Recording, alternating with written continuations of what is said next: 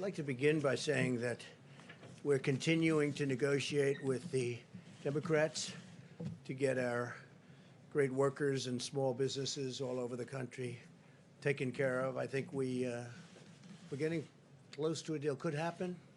Could happen. A lot of good work has been going on, and we could have an answer tomorrow.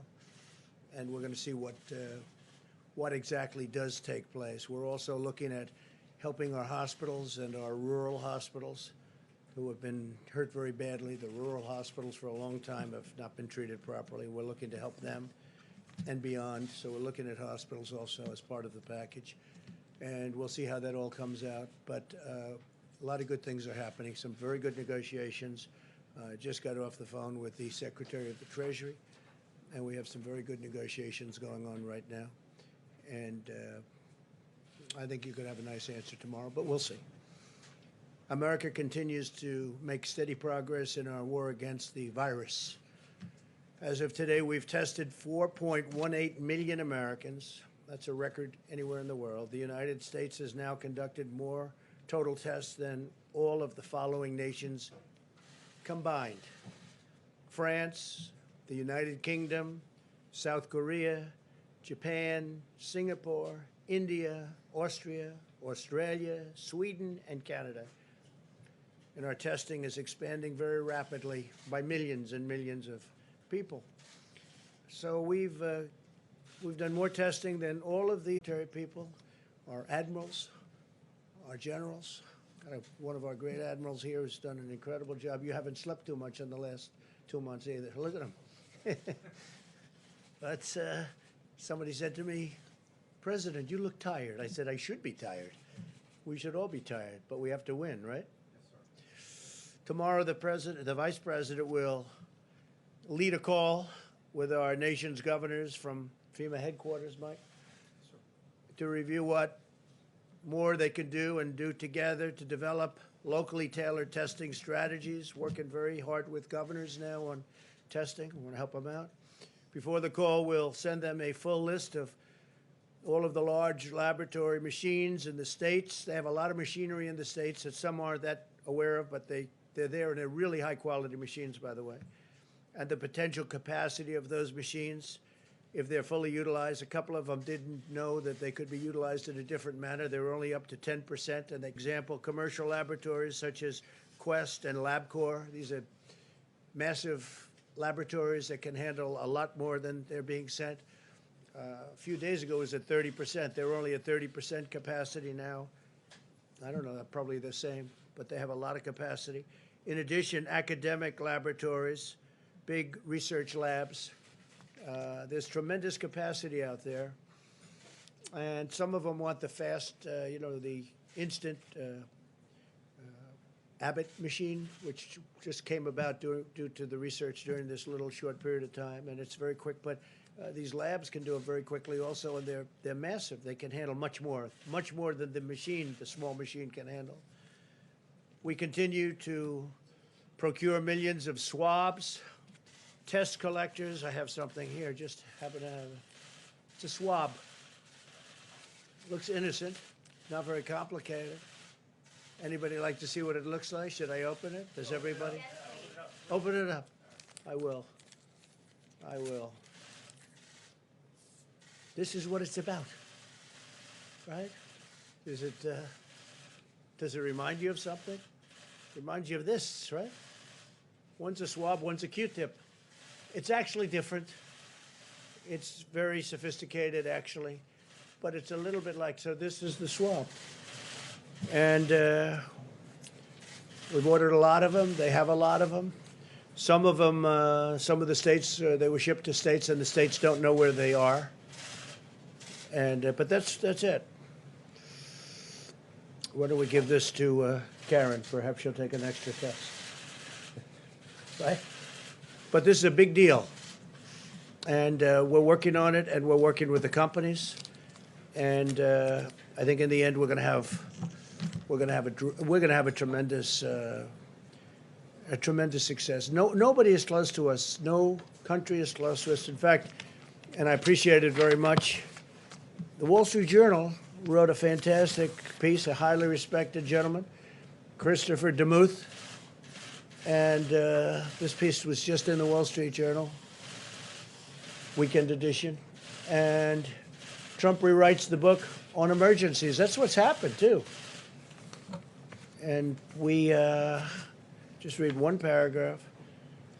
He's given pride of place to federalism and private enterprise, lauding the patriotism and proficiency of our fantastic governors and mayors, meaning I do call them fantastic when it's appropriate, and our incredible business leaders and genius companies. I guess I probably use those terms too when they're doing a good job. When they're not doing a good job, I don't use those terms.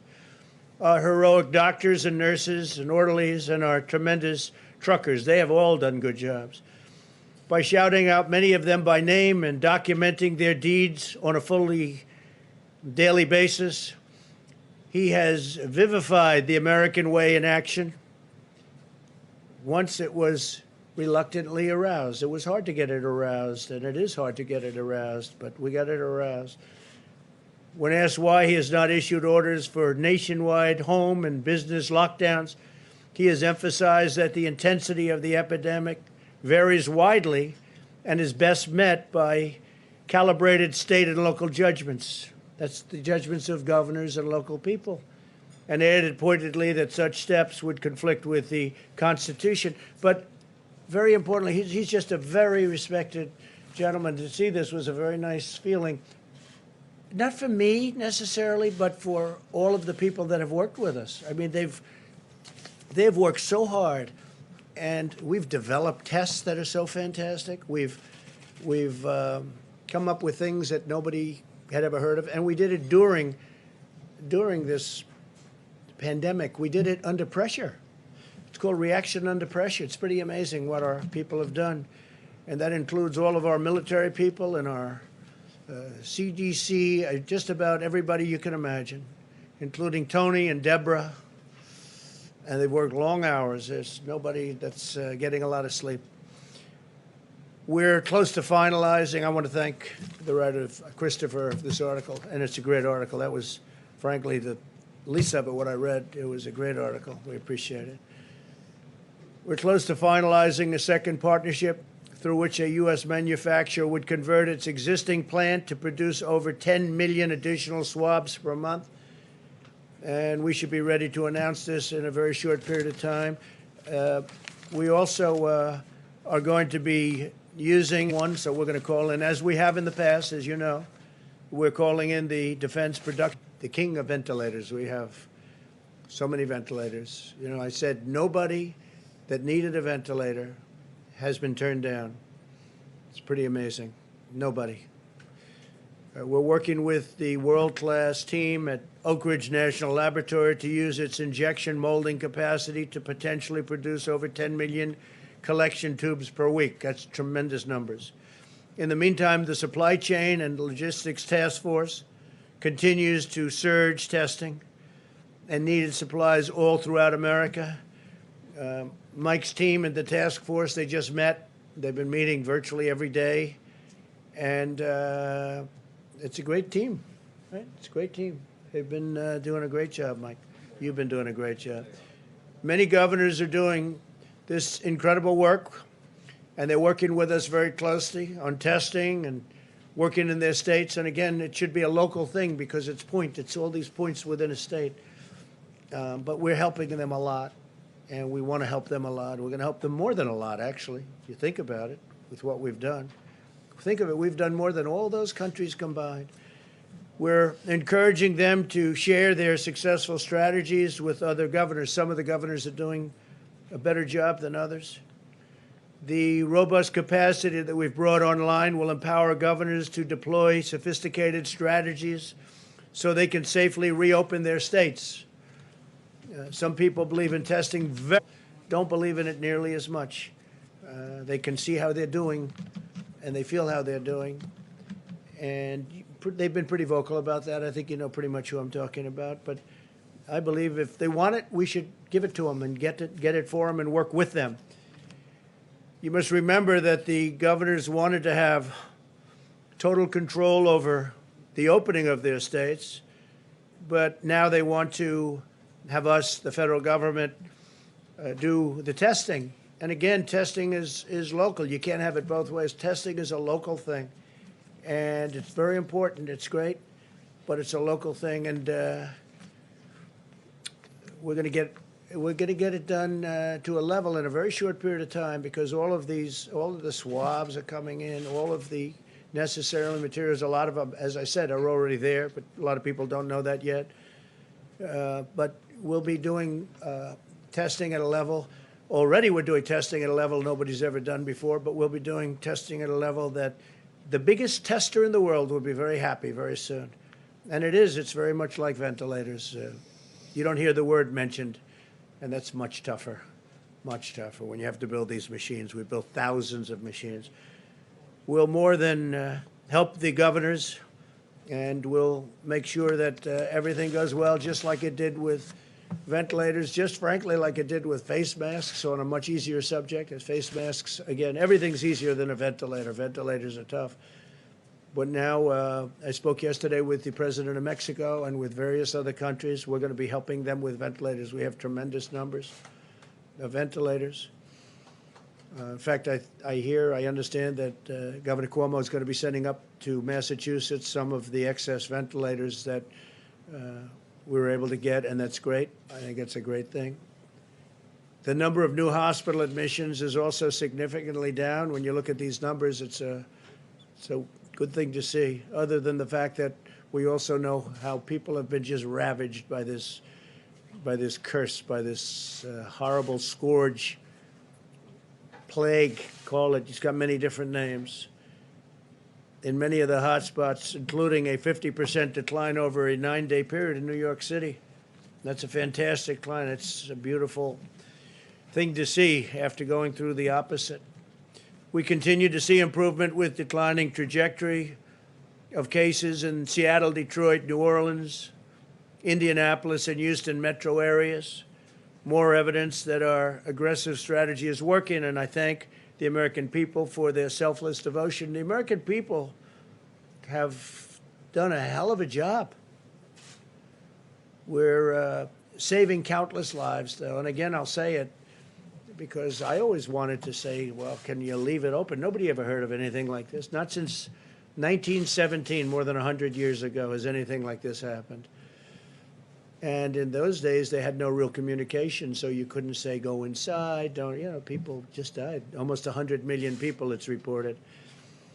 It's tough. So, the American people, what they've done is incredible. And they've learned a lot, and you see people picketing a little bit, and they want to get out. They want to get out and get back with their lives, and that's good. But they have learned a lot. They've learned about distancing, even now, at least until this thing totally goes away. They've learned about their washing their hands and all of the different things that we've been talking about ad nauseum for so long. And they get it. They get it. In some places, the governors are ready to go, and other places, they can't go yet, and they won't go. They have to have it safe. I want it to be safe, too. It has to be safe. And again, I have to say this. I can't emphasize it strongly enough. I'm probably going to show you charts of some of the countries that are really having trouble. And one in particular is having a massive problem where they said, let's go. We're just going to keep going. Well, they're the lines that we're famous for now. Some are flat and some are up. This is like a rocket ship. This country is, and they decided, let's go and let's wing it. It's, they thought it was okay, but it's a problem. It's a big problem. And there's another couple. There's one in particular that everybody thinks did it, but the people are staying in. Okay, the head of a country doesn't have to say stay in. These people are smart people. They know what's going on. They see what's going on. So they don't have to say. They can say they're not doing that, but the people are staying inside. There are not a lot of people outside sitting at cafes, despite what the mode of a country is. But if you look at Europe, most countries have done this. A couple tried not to. Italy tried not to, and they held it. And Spain tried not to. They went that way. France tried not to. I mean, nobody wants to do this. It's a brutal step. We're going to close down your country. Who ever heard of a thing like this? But we would have had millions of people die if we didn't do this. Millions of people. And I believe that, Mike. I think, in looking at things that we've been looking at over the last couple of days, I think, and really over the last couple of weeks, from the time we did it, shortly thereafter, I said we made the right decision in closing down, made the right decision on borders, banning people coming in from China, banning ultimately people coming in from Europe. But we would have had millions of deaths instead of, it looks like we'll be at about a 60,000 mark, which is 40,000 less than the lowest number thought of. So this isn't a case where people would say, oh, we would have had that number. It's similar to a flu. It's not the same thing as a flu at all, because if we wouldn't have done anything, you would have had, so a flu would have 35. It goes from 27 to 35, 40, 50 sometimes. It's over a long period of time, much different. It's even a much different death, to be honest. It's a much different death. This is violent.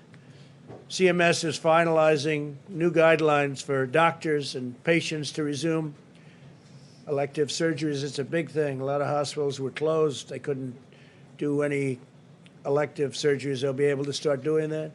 Procedures and medical care that needs to be done in person.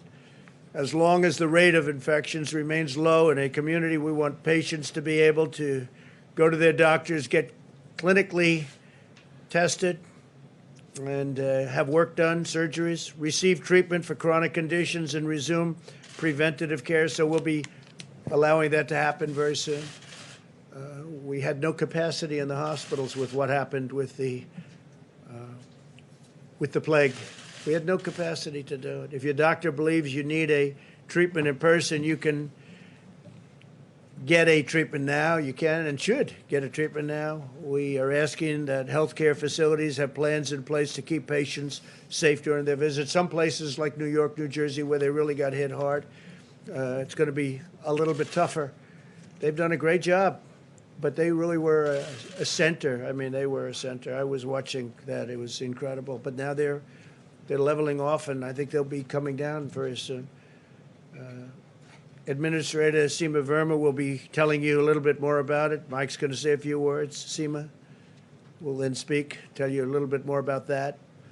My administration continues to execute our massive military operation to supply our hospitals with equipment they need and beds if necessary, but it looks like we're totally covered on beds. We have plenty of beds. It's highly unlikely. That would be bad news if we needed more beds, but it looks like it's going just the opposite direction.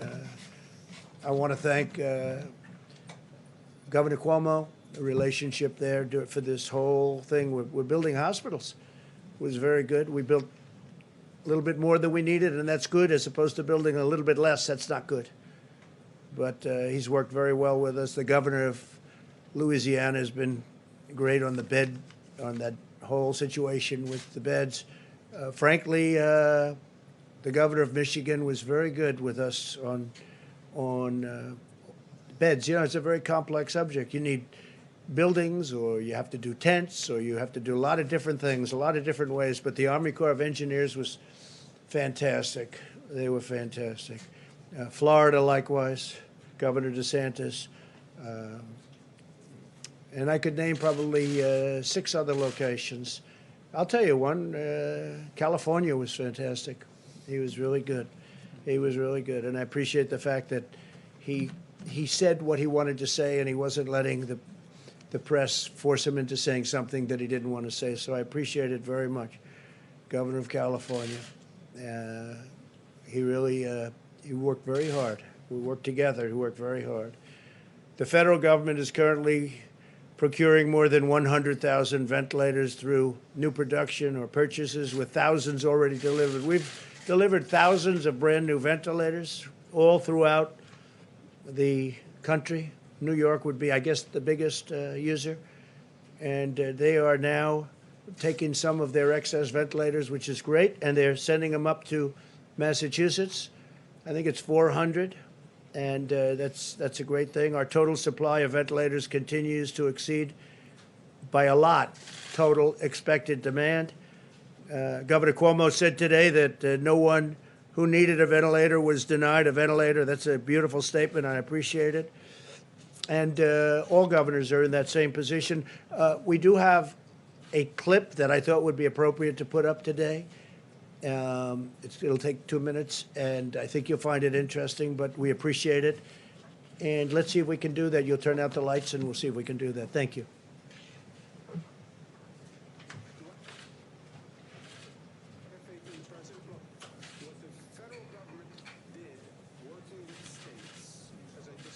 No sound? We bent the curve. We flattened the curve. He's a good-looking guy. Government did it, people did it, but government facilitates people's actions, right?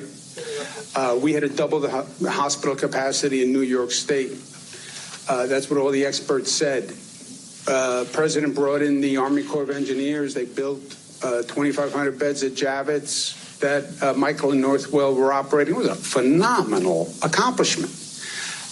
Close to 1,000 people have gone through Javits. Luckily, we didn't need the 2,500 beds, but all the projections said we did need it, and more, by the way. So these were just extraordinary efforts and acts of mobilization. And the federal government stepped up and was a great partner, and I'm the first one to say it. We needed help, and they were there. State and local governments were fantastic. The hospital system was fantastic. New Yorkers were fantastic. And that is an undeniable fact. Just to look at what they said was going to happen, CDC, Coronavirus Task Force, Cornell, McKinsey, all of them, and they had a line up here, and the actual line is down here. What do you owe the variance to? Heroic efforts on behalf of people as facilitated by government, federal and state.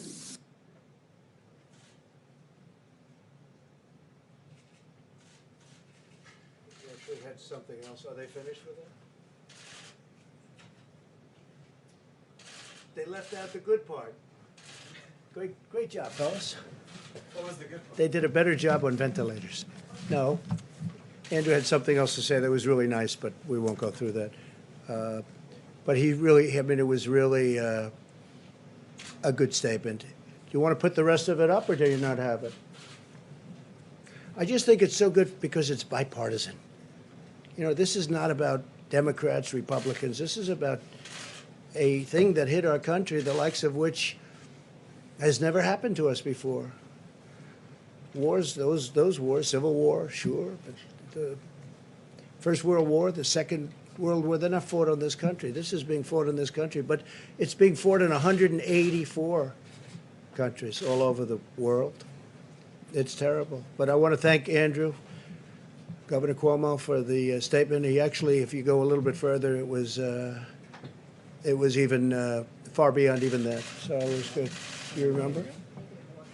Huh? Well, that's okay. Whatever. But it's he said some really good things, and that's it. It makes people feel good. It's actually the Wall Street Journal. Christopher was saying, I want to make people feel good too. I want to make, when they're doing a good job, I want to make people feel good. I want the Admiral to feel good. He's worked so hard.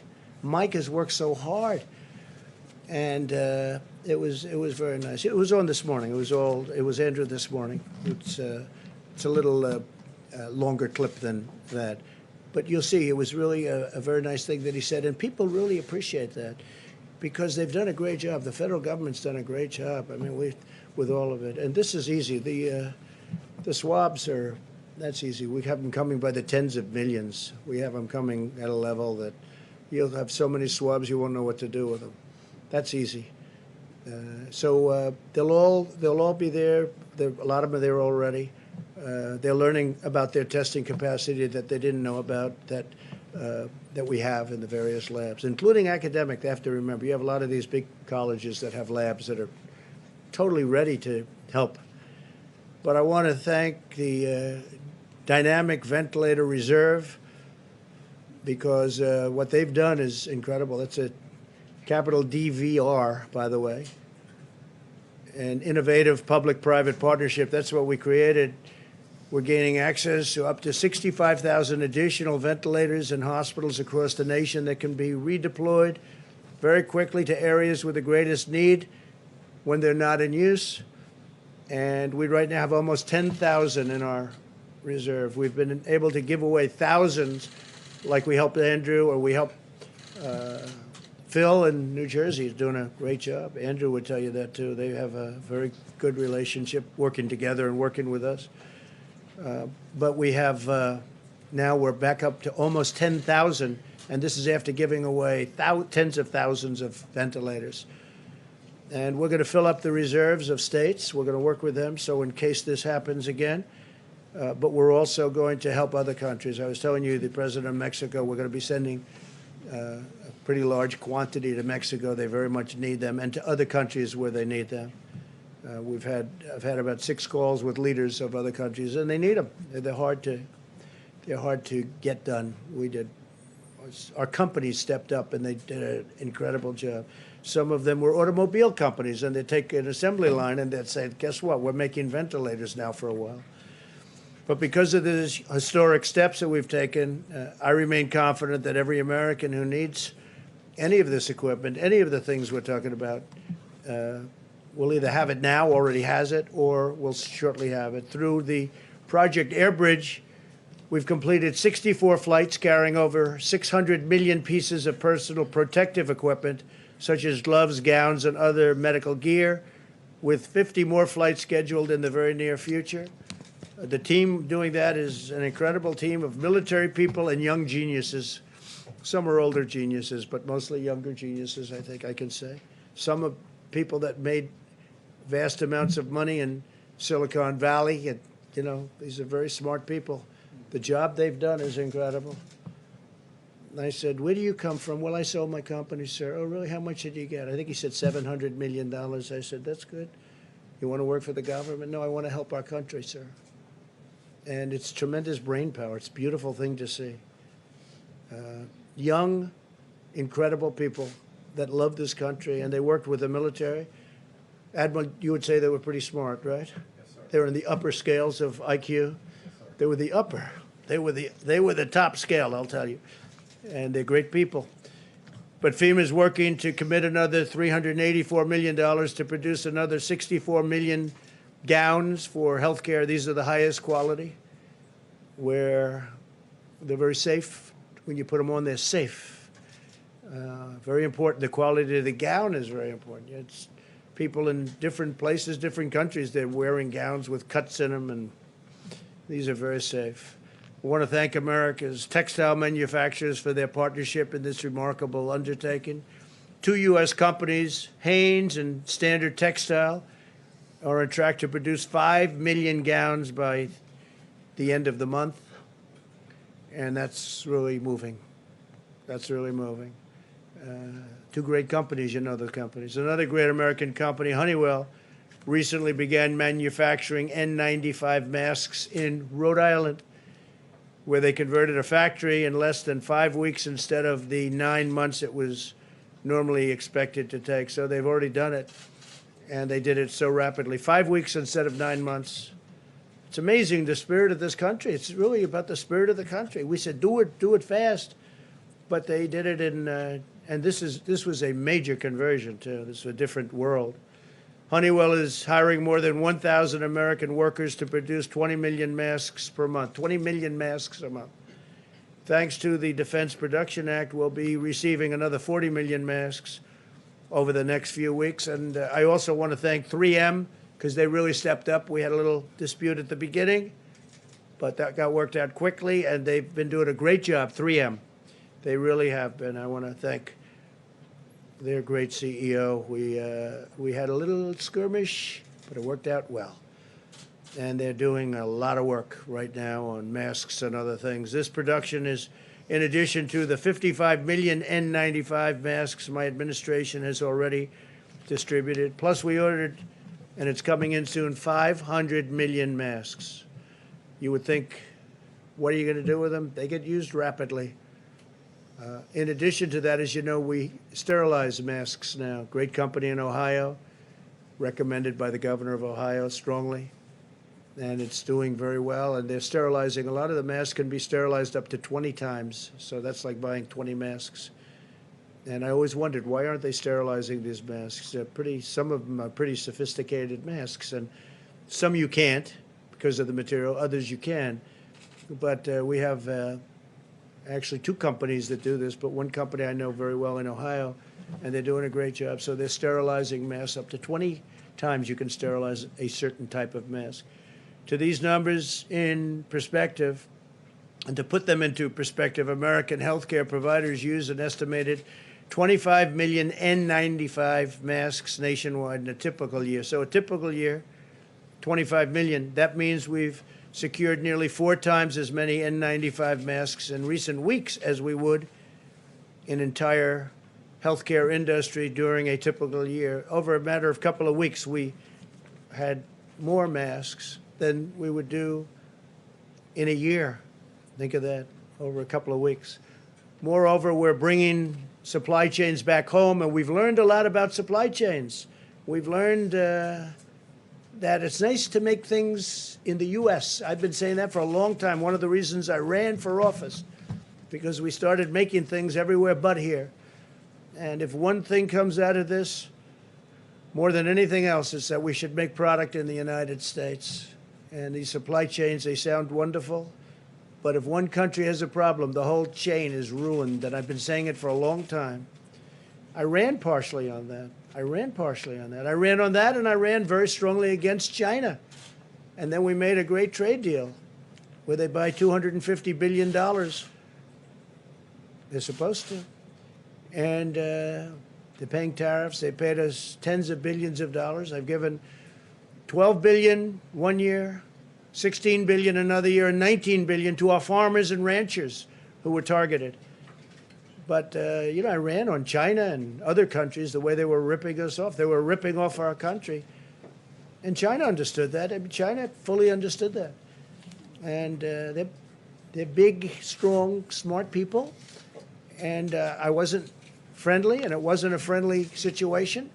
And we ended up making an incredible deal with China for tens of billions of dollars of product, $40 to $50 billion to the farmers. The most they ever spent was 15 to 16. Now they're supposed to spend 40 to 50. Now, of course, the virus came along, and I'm not happy. I let them know I'm not happy. So, we had a great relationship we had a very bad relationship with China. Then we had a good relationship because we made a great deal. But we're not happy. This is not a good thing that happened. Came out of China, so we're not in a position where we're going to say much yet. But the deal itself is great. The deal it's going to put many, many people to work in our country, but all of that has to be taken into account when you look at all of the people that are dying in our country, but all over the world. All over the world, people are dying. I had a G7 call, and their economies are in tatters. They're shattered. The G7 countries, Japan and Germany and France, the different countries, Italy. Look at what happened to Italy. Look at what happened to these countries. Look at what happened to Spain. Look what happened to Spain, how incredible. It's just been shattered. And so many other countries are shattered. So nobody ever thought this could have happened, a thing like this. It's very, very sad. But if we've learned something, it's about supply chains. I just saw yesterday where when the auto industry gets back, they have a problem because there's a supply chain going through a different country. And this has been going on for years, for decades. I always said it was no good. Why do we make it? Why do you need a supply chain? Very simple, make your parts here. They get one part from this country, one part from that country. It's all over the place. The problem is if one country has a problem, you have no car or whatever it is you're making. So we've learned a good lesson. I think a lot of smart people knew that before. But we've distributed many hundreds of millions of masks. This pandemic has underscored the vital importance of reshoring our supply chains and bringing them back into the United States where they belong, where they should have never left. What happens if you're in a war and you have a supply chain where half of your supplies are given to you by other countries? Who are the people that thought of this? These are globalists. It doesn't work. It certainly doesn't work during rough times, bad times, or dangerous times. So we're going to continue to fight the virus. We're talking to China. We spoke to them a long time ago about going in. We want to go in. We want to see what's going on. And we weren't exactly invited, I can tell you that. If you look at some of the investigations that are going on in terms of World Health Organization, and I'll take it a step further, World Trade Organization too. World Trade, we did years ago, many years ago, the World Trade Organization, from the day China came in, that's when China bloomed. They were mainlining it, and then boom, they were up like a rocket ship because they took advantage of every little ridiculous clause in the World Trade Organization documents. They were a developing nation. China was a developing nation. They make the cars, they make the plant, they make everything. And they're a developing nation. So we've had I might have gotten elected to a certain extent because of China and other countries. One of my big things was trade. The United States is getting ripped off in trade. Now Japan is paying $40 billion and buying a lot. That's before we even do the deal.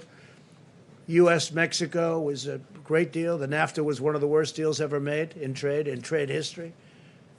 And I would also put the World Trade Organization in that same group. So I was very tough on these countries. With China, we made the deal, and we became friendly. But then this happened, and this is tantamount. This is something that's really incredible. I do want to read something that I just saw today on television. I was looking, and I just said, that's an interesting statement. We talk about the Democrats, and it was a statement made by Bret Baier, good guy, smart. On February 19th, there was a Democratic debate in Las Vegas. That was February 19th. That's way after I closed entrance from China into our country. So Bret goes, on February 19th, there was a Democratic debate in Las Vegas. 3 words weren't said during the debate: virus, coronavirus, or COVID-19. Those 3 words never came up. That was, I just thought it was a very interesting, because, you know, you hear these people, some of the people, the Democrats said, oh, this, that. It never even was a part of their dialogue. Now they bring it up because you see what happened, so now, but they didn't bring it up. But I brought it up. I brought it up a long time before I made the trade deal, and I was not easy to deal with. I was not easy to deal with. They understand that. We still have 25% on $250 billion that they have to pay us. And it's a lot of money. We've taken in a lot of money, and we've had a lot of beneficiaries, including our farmers and ranchers. So in addition, we've launched an unprecedented effort to develop new treatments and therapies to battle the plague. Therapies, to me, are the most exciting. The vaccines are obviously so important, but the therapies are immediate, you know, and we have some things that are really looking good. Really looking good. We call COVID Treatment Acceleration Program. We're accelerating all of these great companies that are looking, and we have government agencies looking too, NIH. This extraordinary program is slashing red tape to speed and development anti-rival, and if you look at what we're doing in terms of the speed, it's unrivaled. It's totally unrivaled. There's never been anything like it. The FDA and Dr. Stephen Hahn, a highly respected man from a great institution, left that job to come here. The job he's doing is incredible. And we're working with Scott, his predecessor, who's terrific. We're working with a lot of people, but the speed of development for antiviral, antibody, and immune therapies is at a level that nobody thought even possible. And I will say this, we're getting very good results. It's a little soon yet, but if we could find the therapies that would solve the problem, if somebody has a problem, we can get it taken care of so it's not so devastating as it has been. With that, I'm going to ask Vice President Pence to come up, and I have to say it's a Sunday evening, and this man has not stopped. He's working We all are, in all fairness, but he's been working with his task force and everyone else round the clock for months, and I just want to thank Mike. Thank you, Mike. Thank you, Mr. President. And let me echo your words about all the dedicated men and women on the White House Coronavirus Task Force, and the team that you assembled in January, and some of whom are with us today: Seema Verma with CMS, Admiral Giroir with the U.S. Public Health Service, Dr. Steve Hahn of the FDA, and others represent a level of commitment and dedication that's been inspiring for me to have the privilege to work with. And so I thank you for your gracious words. That White House Coronavirus Task Force met today. It was reported to us that at this moment, more than 746,000 Americans have tested positive for the coronavirus. Fortunately, more than 68,000 Americans have fully recovered. But sadly, more than 41,000 Americans have lost their lives to the coronavirus. And we always want to express our deepest sympathies to the families in their loss, as well as to all the families who have loved ones that are struggling with this disease. Today, we've seen encouraging news, again, about our progress as a nation. President Trump reflected on those momentarily, but the Coronavirus White House Task Force today learned that our large metro areas continue to stabilize and even see progress. The New York metro area, including New Jersey, New York, Long Island, Connecticut, and Rhode Island, all appear to be past their peak. The Detroit metro area also appears to be past its peak and is stable. New Orleans metro area actually is the most stable of all areas where we had a major metropolitan outbreak. And the Denver metro area is stable. We're dealing in Colorado with a meatpacking plant issue. And of course, California and Washington remain low and steady. Areas that we continue to watch carefully on the task force include the Chicago metro area, Boston metro, and the Philadelphia metropolitan area. The progress that we are making is a tribute to the American people. It's a tribute to state and local leaders in all of these areas and the partnership that our president has forged. But we just want to encourage every American, as we see this progress, to continue to heed your state and local authorities. I think the American people know no one wants to reopen America more than President Donald Trump. But I want to assure you, we're going to continue to work with governors of every state, with the president's guidelines for opening up America again, and we're going to work in a way that we can consolidate the progress that we have made and help move our states toward reopening our country.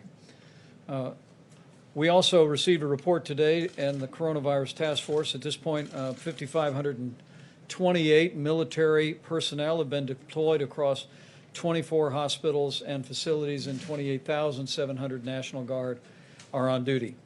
On the subject of supplies, the President spoke about this at length, but at the present moment, we have more than 9,055 ventilators on hand. We actually added 91 ventilators to that supply because of the production that the President and our task force at FEMA has activated. In the next 7 days, we'll be adding 576 ventilators to the strategic national stockpile. As the President mentioned, our air bridge continues to work, 64 flights completed, 50 more flights on the horizon, literally bringing in medical equipment from around the country and around the world and deploying it to critical areas. Finally, tomorrow, as the President announced, we'll be hosting a conference call with all of the nation's governors, all the states and territories from the headquarters at FEMA. And we'll be working with the governors to ensure them that we're helping them to review and evaluate the President's guidelines for opening up America again, the criteria that we believe is appropriate and necessary before states can move into any phase 1 change in the mitigation strategies, but also at the President's direction tomorrow. we'll be providing all the nation's governors and all of their health officials with detail about the testing infrastructure that exists all around the country. We'll be specifically providing governors and state health officials with information about all of the lab capability that exists in their states, and also we'll be updating them on our efforts to identify the kind of supplies the President just held up, and our efforts to make sure that those supplies are at all of those laboratories as the need should arise. Remember that a month ago, we had done 80,000 coronavirus tests in America. This weekend, we cleared more than 4 million, and we're currently testing more than 1 million Americans a week. We fully expect to actually have tested more than 5 million Americans before the end of this month. But at the President's urging, we're going to continue to scale that testing and then work with governors to make sure that they can manage and implement and deploy that testing in the manner that will most support their efforts to move their states forward. Remember that the testing that is contemplated in the guidelines for opening up America again for phase 1 are testing people that have symptoms that may be coronavirus, and then also having the testing resources to deploy to vulnerable communities, nursing homes, or other vulnerable communities that we have identified as needing additional what is called monitoring or surveillance testing. We believe we have the testing today around the country that would allow any state in America to move into phase 1 if they've met the other criteria of 14 days of consistent declines and strong hospital capacity so that the system would not be overwhelmed in the event of a flare-up. But we're going to be working with governors tomorrow on the subject of testing and supplies. And as the President said again this evening, we're here to help. We forged a partnership with governors around the country, and tomorrow we'll be building on that partnership to hopefully arrive at the day that we can make sure governors around the nation have the best advice and the best resources to put America back to work. Thank you, Mr. President. Very good. Seema, you've done such a great job. Please come up and say a couple of words. Thank you. Thank you, Mr. Vice President, Mr. President. So just a few weeks ago, we stood here and asked the American healthcare system to delay elective surgeries and procedures. And the reason why we did this is we wanted to make sure that the healthcare system could deal with any surges. We wanted to preserve equipment and make sure that they had the appropriate workforce to handle any surge. And our healthcare system did a fantastic job. They very quickly stood up telehealth services, and under the President's leadership, we started paying for these services under the Medicare program.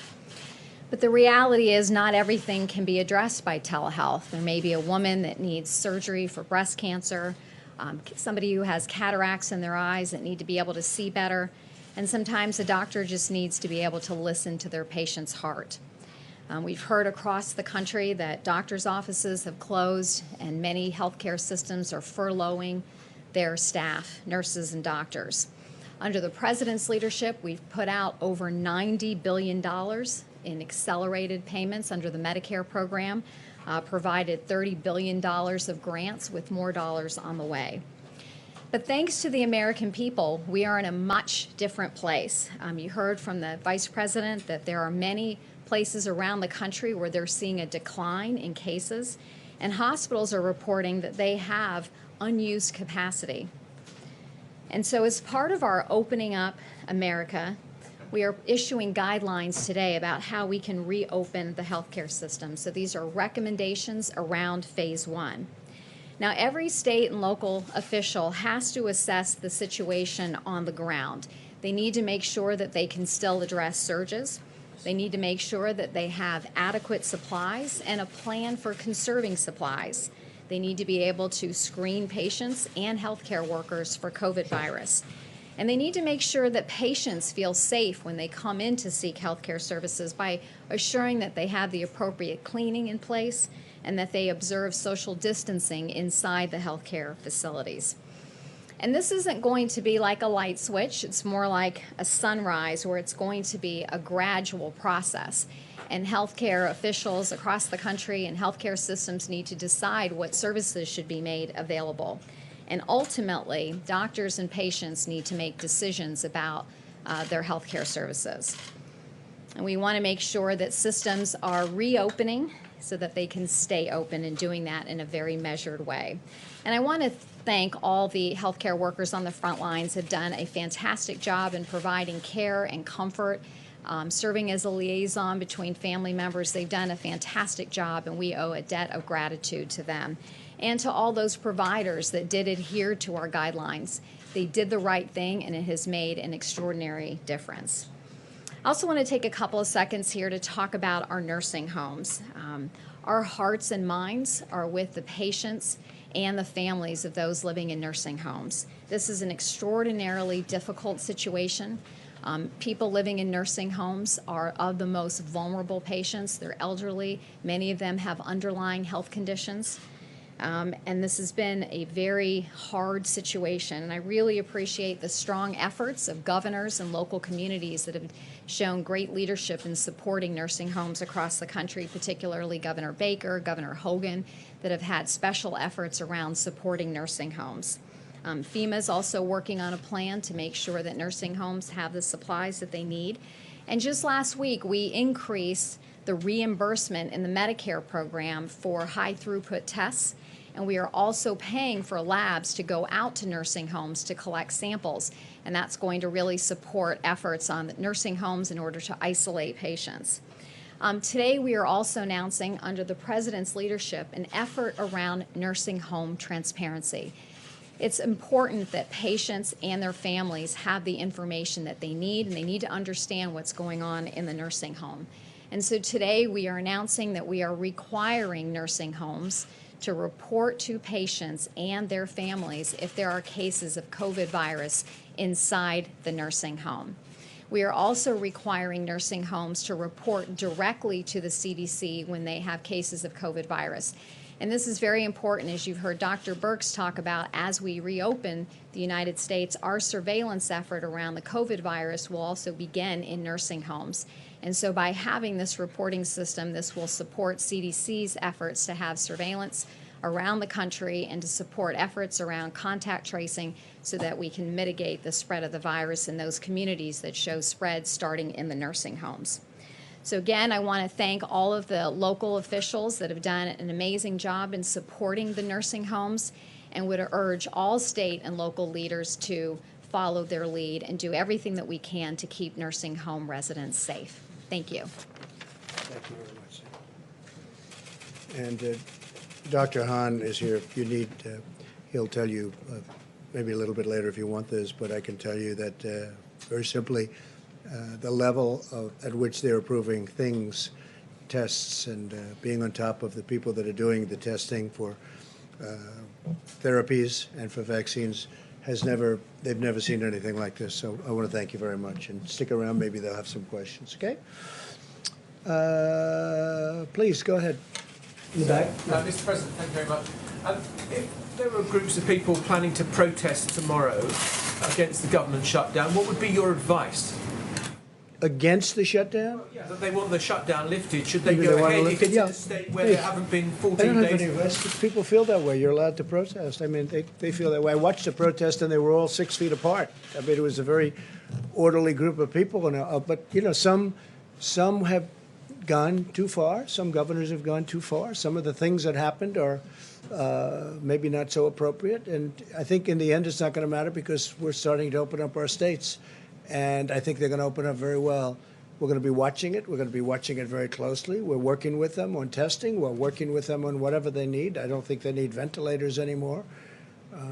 I believe the term the governor used was phenomenal. We've done a phenomenal job. That was the term that was the only sentence they left out, which is okay. But I appreciate that that's what Governor Cuomo said. But they've done a phenomenal. These people have done a phenomenal job. As far as protesters, you know, I see protesters for all sorts of things, and I'm with everybody. I'm with everybody. Please, in the back, go ahead. In the back, go ahead. You ready? Yeah. Yes, please. Thank you, Mr. President. Jen Pellegrino with OAN. Yesterday, you pointed out that Iran was likely not truthful in the reporting of the virus. Meanwhile, Senator Dianne Feinstein and other Democrats are looking for $5 billion in aid to Iran. Are you considering giving any aid to Iran? If Iran needed aid on this, I would be willing to do something if they want it, if they ask for it. I would be certainly willing. They were hit very hard. Obviously, those numbers weren't correct numbers that they reported. But if they needed help, if they needed aid, if they needed ventilators, we have thousands of ventilators currently on hand, and ventilators under construction, that are under construction. That's a mosquito. I don't like mosquitoes. I don't like mosquitoes at all. But if they, yeah, we would certainly be willing to help. What they should do is be smart and make a deal. It's only because of, you look at what happened. It's John Kerry, I guess, just doesn't want them to make a deal. And they're probably figuring they can wait. And maybe it will be Biden, and they'll own America if Biden gets. And they know with me, it doesn't work that way. It doesn't work that way. If Joe Biden got in, they'd own America. Between them, China, Japan, Mexico, Canada, they'd own America. You wouldn't have a country left if he got in. Go ahead, please. Mr. President, the first question, you mentioned that you've seen some governors, I think you said this yesterday too, that some governors you think have gone too far. Which governors are you referring to, sir? Which states? I don't want to mention names specifically, but obviously one we can mention that's this, but really much beyond this is Virginia with what they've done on guns. He is playing with your Second Amendment. We can't allow that to happen, and that is indirectly related to this because you know what's happened with guns. People are buying guns at a level that you haven't seen before because of this surge of plague. So what he did was totally inappropriate. Other than that, I'm not going to mention governors, but I have a list: 1, 2, 3, 4, 5, 6, 7. On money, sir, you mentioned off the top that you hope that a deal may come tomorrow on the small business loan program. Well, I hope so. But, this morning Mnuchin seemed like this was ready to go. It seemed like any second now. Is there any Whatever it changes is, there? look, every time you say it's ready to go, then they say, oh, we have a good negotiating position now because he just said it's ready to go. So now let's see what happens. But we want to take care of our workers. We want to take care of our small businesses. They're really the engine of this country. We have to when we open, we want to have those small businesses ready to go. We don't want those businesses abandoned because they couldn't afford their employees. They couldn't take care. And I want to take care of those employees. Well, what's the holdup now, sir? Just in terms I of can't tell you that. I can just tell you that we're negotiating with the Democrats, and they negotiate for things that we can't do, that we don't think are in the best interests of the people of this country. We are very close to a deal. I can't tell you whether or not we're going to get the deal or not. Who would say that? You want me to say we're going to have a deal before we have a deal? We have a good chance of getting a deal. A lot of good discussions were had today. We have a good chance of getting the deal. We want the deal. We want to take care of our workers. We want to take care of our small companies. Mr. President, please. Go ahead, please. Thank you, Mr. President. I have a question for you and also for Dr. Hahn, if I may, after I get to your question. Sure. In your remarks that you made just a few moments ago, in regards to reopening the U.S. economy, you said, I want it to be safe. And that's a sentiment obviously shared do. by No, I want it to be tens of safe. millions of Americans. I want it to be safe. And it absolutely. seems at odds, Mr. President, with the tweet that you had on Friday about liberating those 3 particular states, Virginia, Minnesota, and Michigan, because none of those states, Mr. President, have met the requirements that the Vice President and others on the task force have talked about in terms of reopening the economy. Do you see those two Well, if you ideas at take odds? Michigan, there were things in the Michigan that I don't think they were necessary or appropriate. Everyone knows that. I think the governor of Michigan, we're getting along very well, but I think the governor of Michigan probably knows that. I think she probably wished she didn't put some of them in. You can't buy paint. You can't buy seeds. Where did this stuff come from? No. We're going to be safe. We have to be safe. And we don't want to close anything. We're not going to be closing, but we're going to be doing it beautifully, systematically. We're working very well with the governors. I would say pretty much almost all of them. A couple of them, no matter what you do, you'll never satisfy them. You could find the cure tomorrow, and they wouldn't be satisfied. They'd find a reason to complain. Wise guys. But for the most part, we're working very well with the governors. We have a great relationship with the governors. I can tell you, I've been on numerous calls with governors, and during those calls, without exception, they were friendly. And that's going back even a month from today. So I think that we're going to do a terrific job. I think the governors are going to do a terrific job, and we're starting to open our country. And, as you know, I just spoke with Greg Abbott today from Texas. He's fantastic. He's a fantastic governor. And he's going to be opening up parts of Texas. And you're going to be opening up parts of other countries. You know what other states. And you know what that is. And by the way, other countries are at a point where they're starting. I see where Germany's starting to open up a little section. So there are a lot of great things happening, and we're going to start to open our country, and we're going to do it. It's like, as I say, it's like a beautiful puzzle. A state might even be a portion of a state. There are states, very big states, and you can have portions of states, Mike. You have a portion, you have a county, which is perfect, and you have another county that's sort of still pretty far away, even if it's within the same state, and it's not doing so well. But they may open up parts. So we're going to do it very, very carefully, and I think it's going to be very successful. But when you say safe, I want it to be very safe. Thank you very much. Hey, let him just do this one. Then. Go ahead, please. Thank you very much, Dr. Hahn. Doctor? There's a question that I don't know the answer to, and I was hoping that you could provide an answer to. There's an epidemiologist at the University of Alabama in Birmingham who's actually a COVID-19 survivor, and his name is Michael Seg. And his question is this: why would the virus suddenly be different, and why would people's susceptibility be any different on May the 1st, or on June the 1st, or on July the 1st? And this all relates to reopening the economy. Can you explain or give an answer to that particular question? I don't think we have evidence that one would be more susceptible or less. What I think we can say is that the mitigation efforts have really helped with respect to this, and that what we've seen is the number of cases have gone down. And if we follow the gating criteria for the opening, we're then able to institute phase one and have the appropriate measures in place to actually reduce any chance of flare-up of the cases. Is there a chance of a sort of rebounding if you reopen too soon without the type of mitigation efforts that we've had still in place? Yes, there's a chance. And I think Dr. Fauci and Dr. Birx talked about this at the podium. And the key here is the surveillance that is being put in place with the CDC. I think that'll be a really great help in terms of trying to reduce that risk. Thank you. And I think they have the rest of that clip. I just thought it was a very good clip.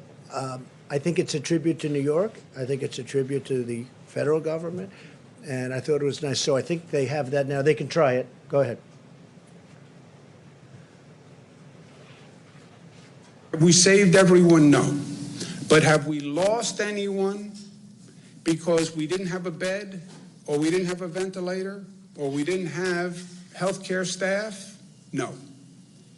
The people we lost are the people we couldn't save. Not for lack of trying, and not for lack of doing everything that we could do as a society, not only as a government and as a healthcare system.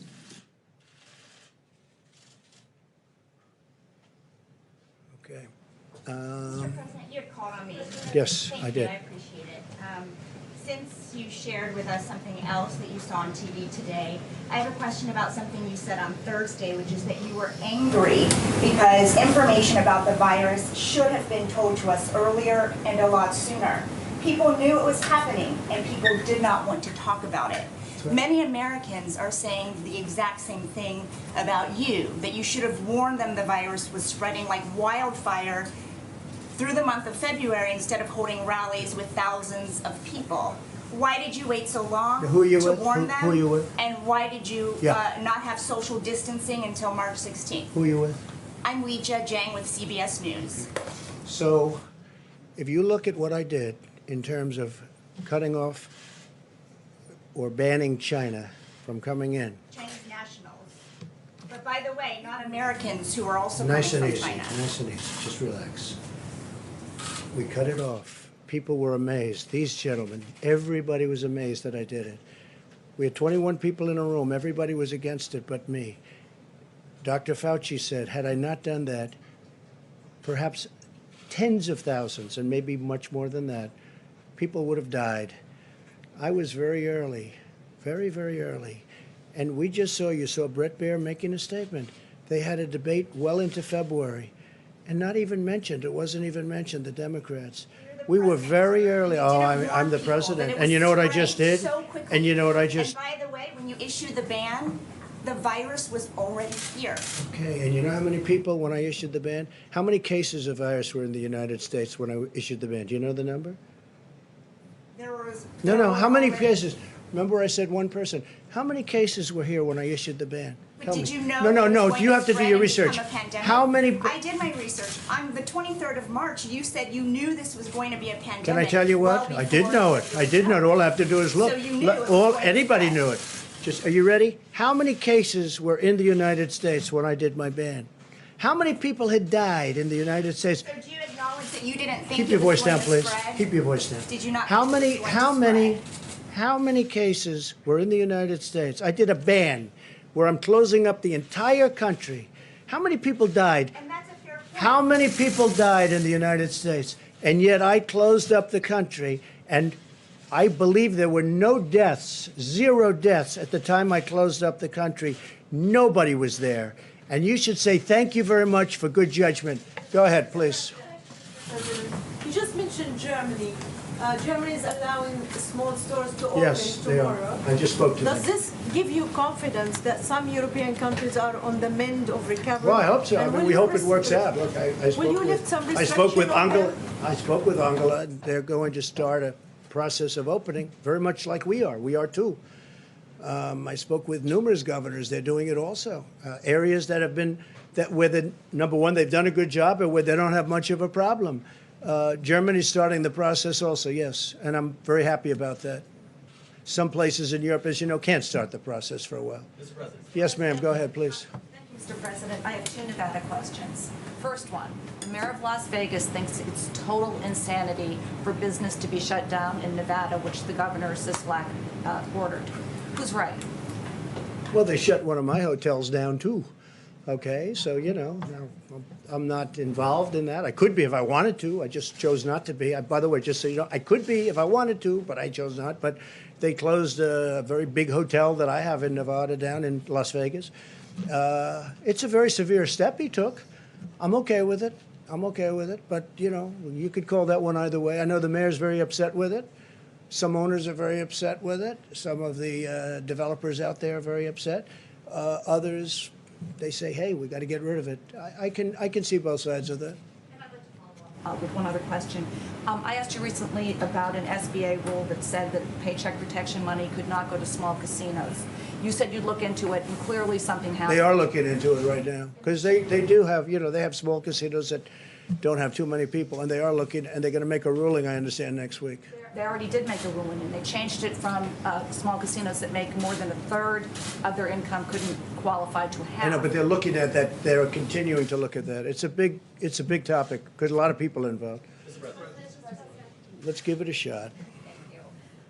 You know, Governor Cuomo, as you played in that clip, has indeed praised a lot of what the federal government has done, but he... Excuse me. He didn't say a lot. He said we did a phenomenal job. He didn't say a lot. He didn't say you did a good job on ventilators but nothing else. No, he said we did a phenomenal job. So report accurately because you are one of the most inaccurate reporters. Go ahead. What he has said is that, and along with a bunch of Republican governors who've said what they need, though, is a national strategy when it comes to testing. Because on supplies, they say that they're competing against one another. They said Why the same not? thing with ventilators, and now we have so many that we're going to be able to send them and help other countries that are in need. We're doing great on testing, and we are actually using the Act, as you know, on a certain company. But what about on the reagents? They say that that's something that they can't get. We're in hold great of. shape. It's so easy to get. That reagents and swabs are so easy to get. When you have to build a very expensive piece of machinery controlled by computers, that's a different thing. And no, we'll have everything's going to be in very good shape very soon. We're going to be in very good shape very soon. Yeah, please go ahead. President, just the latest stimulus package, will that have funding for states and local governments? Well, I don't want to comment on it, but we will be saving that for another time. Will you be willing to... And by the way, some states and local governments need it. I'm the first one to admit that. We're going to be saving that for another little bit of a later date. Will probably be our next negotiation. Okay. But they do. I'm in favor of it, I will say. And I told the Republicans today, I had, I think, a great talk with Republican senators today, and all of them, I think, just about all of them, and conference call. And we are going to be, that'll be a very big topic over the next couple of weeks. It's very important. And what is the administration doing to make sure that, the hotel chains and hedge funds Well, that's do not another one. access, Yeah, no, that's funds? another one. You have hotels that are big, massive buildings that are under-levered, but if you have no income at all coming out, no income at all, these hotels they go from under-levered to they have to be closed down. It's a terrible thing. I don't know that they're working on that specific problem, but it's a problem they should be talking about. I mean, you have people that own a hotel where they go from having a very successful hotel with, many employees, thousands of people, to all of a sudden closing it down. I read where my wonderful place in Florida, in Miami, Doral, they had to let a lot of the employees go because it's essentially closed. You can't use it. You can't have the restaurants. You can't have it. So you have to close it down. That's an example. Many hotels are closing down throughout the country, and hopefully they're going to be able to open up relatively quickly. But the funds were specifically for small businesses. Yeah. Would the administration Well, it make depends sure how the that that's- hotel is considered. Is it owned by a big chain? But even if it's owned by a big chain, that's devastating. If they have 200 hotels in the country and they're closed, and it's not only in the country. Remember this. This is all over the world. If they could have 2,000 hotels that are in other countries. They're also closed. We're in better shape than most when you think about it. So I think we're going to be looking at it. I think it's a very big problem, and it's a lot of people employed. Yeah, here we go. Mr. President, more than 22 million Americans are currently unemployed as a result of this. Today we hit the grim milestone of more than 40,000 Americans now having died from the coronavirus. Can you explain then why you come out here and you are reading clips and showing clips of praise for you and for your administration? Is this really the time for self-congratulations? Well, I will tell you this. What I'm doing is I'm standing up for the men and women that have done such an incredible job. Not for me, for the men and women, admirals, vice president, if I might, but all of the men and women, thousands, tens of thousands of them that built hospitals in New York and New Jersey and all over this country in record time. They'd throw up 1,000 beds in 4 days. I'm sticking up for those people. Those people have been incredible. I'm also sticking up for doctors and nurses and military doctors and nurses. The clips that you played and what you read earlier was praising you and your administration. All I played today was Governor Cuomo to do that, sir? saying very positive things about the job the federal government has done. On this And day, those more than people, 40,000 and Americans have now died. those people have been just absolutely excoriated by some of the fake news, like you. You're CNN, you're fake news. And let me just tell you, they were excoriated by people like you that don't know any better because you don't have the brains you were born with. You should be praising the people that have done a good job, not doing what you do. Even that question. So just so you understand, if we didn't do a The question is job... why now? Not why are you doing it, I'll tell you but why now. Are you ready? Because these people are right now in hospitals. It's dangerous. It's going to a battlefield. And I want these people, I want you. I want you in the... It's all about that. It's not about me. No, nothing's about me. Look, you're never going to treat me fairly, many of you. And I understand that. I don't even know. I got here with the worst, most unfair press treatment, they say, in the history of the United States for a president. They did say Abraham Lincoln had very bad treatment, too. Let me just tell you. It has your name in it. It talks about Trump remaking the playbook. Well, that's a positive thing because that's an exercise in how to do it and what to do. And that's good for the future. People can learn from that. But I want the men and women of this country that are in danger, the admirals and the generals that have done a job like they've never done before. They're in war. We're in war. I call it the invisible enemy. That's a war. And it's a dangerous war. We're also at a level, when you said 40,000 people, and you're right, almost 40,000 people. And what, more than, okay, good, correct me. 41,000. Good, well, I'm really glad you corrected me, CNN. But here's the story. Let me just tell you something. If we didn't do what we did, the 40,000 right now could be 1 million people. Could be 1 million people, not 40,000. It could be 1 million. We're tracking at much less than the lowest possible estimate. And that's a great tribute to a number of people and a number of things. one of the things that it's attributed to is what's taken place in this country with the American people, because they've gone inside, they've done it. They've done a job that nobody thought was possible.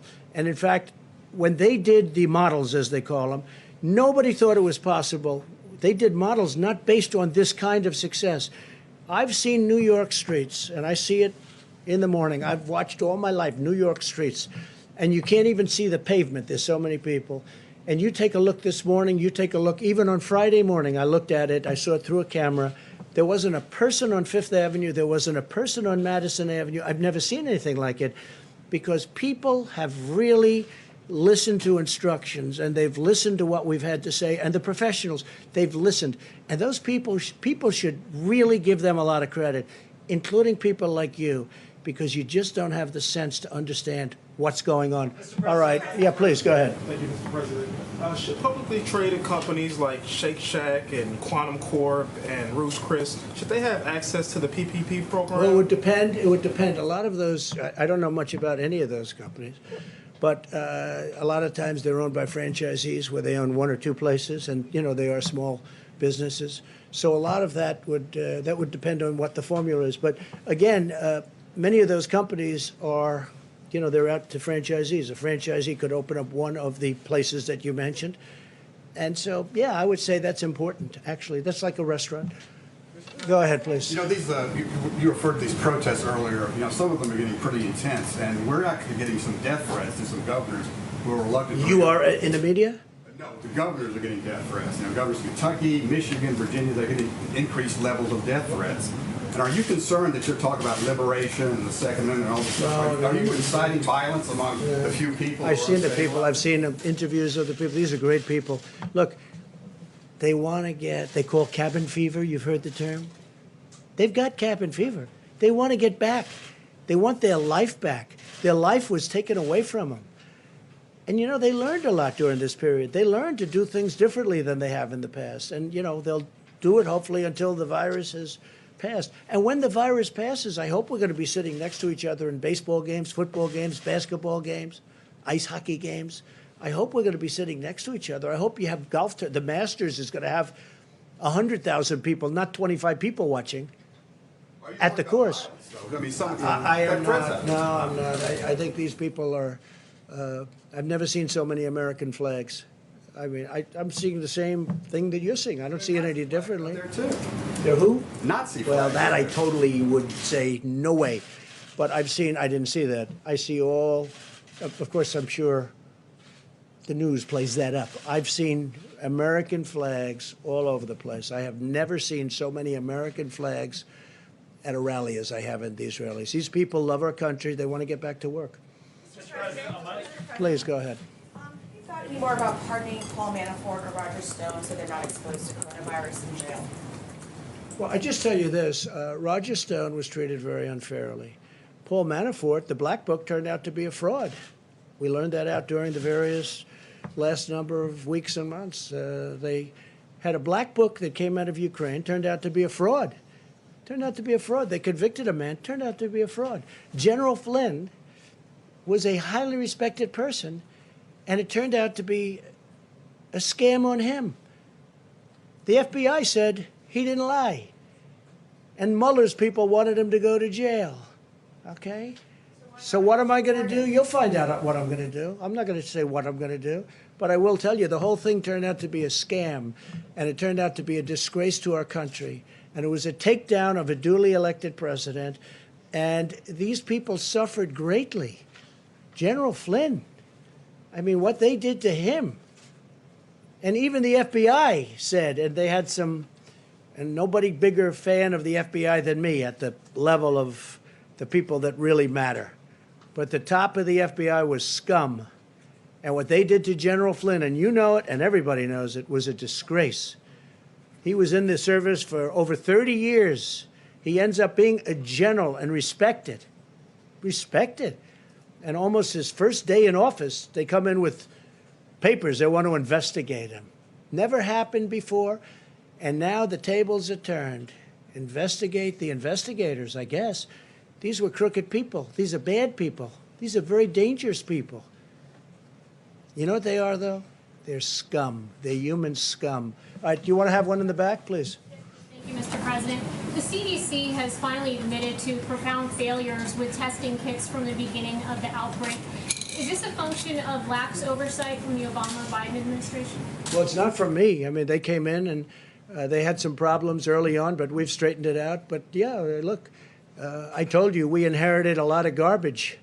We took, they had tests that were no good. They had, all the stuff was no good. It came from somewhere, so whoever came up with it. But I'm proud to tell you that now we went from having a lot of bad things happening in CDC to having great things happening. They're doing a very good job now.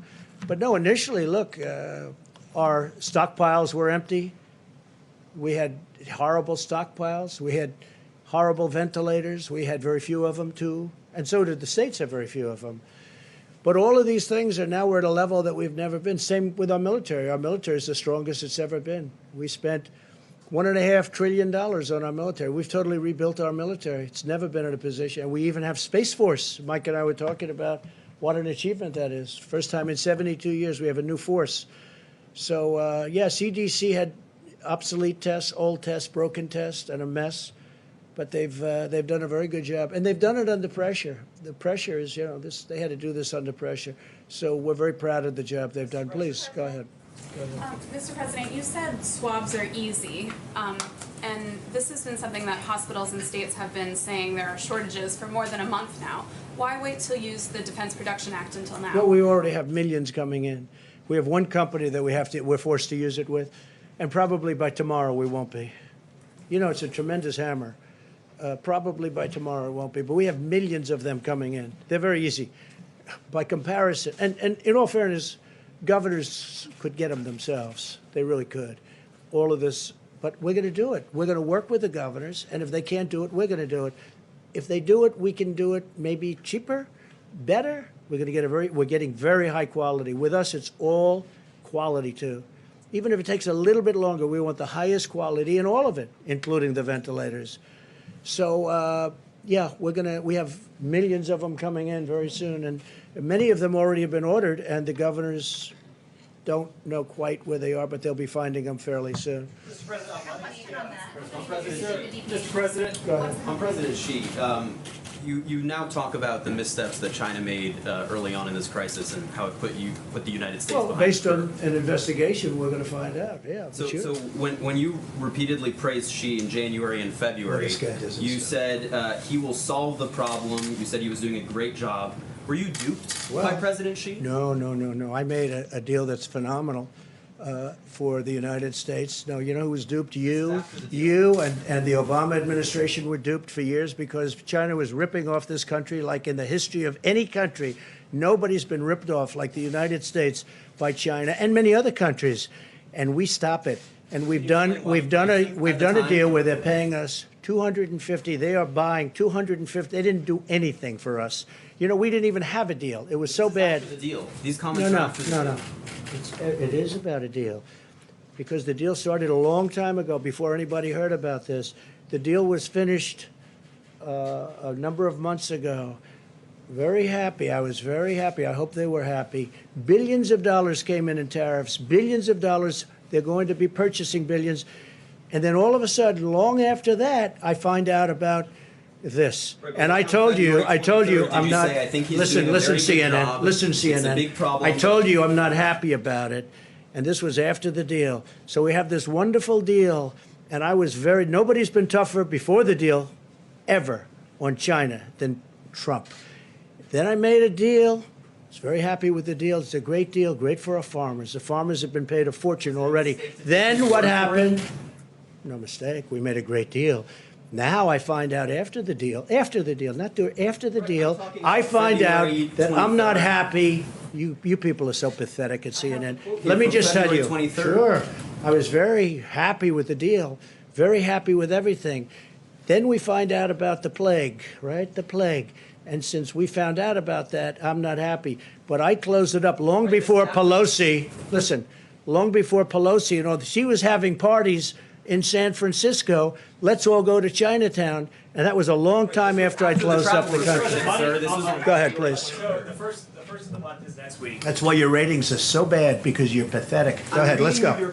Your ratings are terrible. You got to get back to real news. Go ahead. The first of the month is next week. So for people that are worried about whether or not they're going to see a stimulus check again next month, will there be another stimulus Well, check? we're coming looking out? at it. We're talking about it. It's the delivery's been very good, as you know. People are getting them, and they're happy. It's how much saving money would lives. this- would it be the- We will let you know when it's appropriate, but we're not going to let our people suffer. And you've seen that. By the way, you've seen that better than anyone. And you people have actually covered it with, within, okay. But you've seen what's going on. And we got those checks out to people. It saved their lives.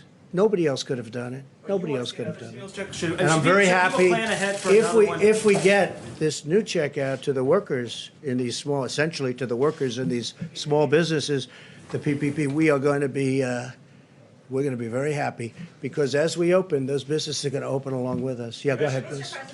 Mr. President, as you start reopening the country, do you plan to coordinate with Mexico and Canada to ensure that the U.S. Yeah, I manufacturers can see that, have... sure. We're coordinating right now with both. I spoke with President of Mexico yesterday. I spoke with Prime Minister of Canada a lot, Justin, and we're in very good coordination right now. Just in terms of just the supply chain as companies here Yeah, come online. we're doing the supply chain. It's not going to affect trade. That's part of trade, and it's not going to affect trade. And if it does, I will tell you, if a supply chain based in Mexico or Canada interrupts with our making a big product and an important product, or even a military product, we're not going to be happy. Let me tell you that. Go ahead, one or two more. Go ahead in the back. You didn't go. Go ahead. Thank you very Who much. are you with? I'm with the Salt Lake Tribune. Okay. Good. Thank you, sir. On Thursday, the White House announced a congressional task force on reopening America. It included every Republican senator but Mitt Romney. Yeah. Does that show that you're still holding a grudge against Mitt Yeah, Romney? it does. Yeah. No, I'm not a fan of Mitt Romney at all. No, I had 52 Republican senators. He was a governor. You don't want his advice. Well, I just don't think, I'm not a fan of Mitt Romney. I don't really want his advice. Go ahead, please. Mr. President, why on that task force did you include Senator Kelly Loeffler? There's some questions about whether she Well, may because have... she's the senator from a great state, a state that I love, Georgia. But there's some insider trading. Well, I don't know. I really don't know about that. But she's a senator from Georgia, and she was included in the list, absolutely. Go ahead, a couple of more. Go ahead, please. Yeah, Mr. President, you said you'd spoken to Angela Merkel and that the progress being made in Germany. You spoke about Many of the leaders, yeah. Yeah, many of the countries that maybe have taken their eye off the ball and let coronavirus let rip in their countries. Which one were you talking about? The UK? You mean some of the ones that didn't do well? I don't say that, but you just have to look. And some of them just got hit hard. When I closed up our border, when I did the ban on China, they say a lot of the people that didn't come in here went to Italy. You heard that. That's why Italy was hit so hard. I don't think it was because of government. I will say Italy is locked down probably more than any other country right now. It's just absolutely locked solid down. But they got hit very hard because people that were coming to the United States couldn't come because I closed the country in January, and they went to Italy, they say. It had to do with trade. It had to do with the purchase of certain materials, and Italy was another alternative.